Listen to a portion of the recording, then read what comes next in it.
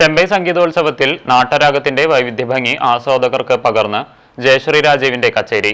അംബ ആനന്ദദായിനി എന്ന doctor M Balamuralikrishna രചിച്ച വർണ്ണം ആലപിച്ചാണ് ജയശ്രീ രാജീവ് കച്ചേരി തുടങ്ങിയത്. തുടർന്ന് ശ്രീ വിഘ്നരാജം ഭജ എന്ന് തുടങ്ങുന്ന ഗണപതി സ്തുതി ആലപിച്ചു. പിന്നീട് മുത്തുദീക്ഷിതർ രചിച്ച മഹാഗണപതിം എന്ന സ്തുതി നാട്ടരാഗത്തിൽ ആദിതാളമായി പാടി.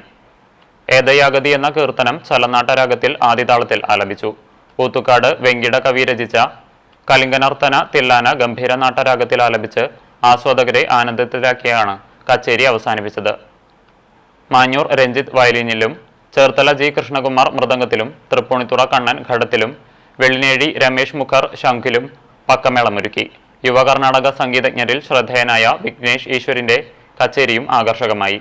ആർ കെ ശ്രീരാംകുമാർ വയലിനിലും എൻ ഹരി മൃദംഗത്തിലും കോവൈ സുരേഷ് ഘടത്തിലുമായി പക്കമേളം ഒരുക്കി.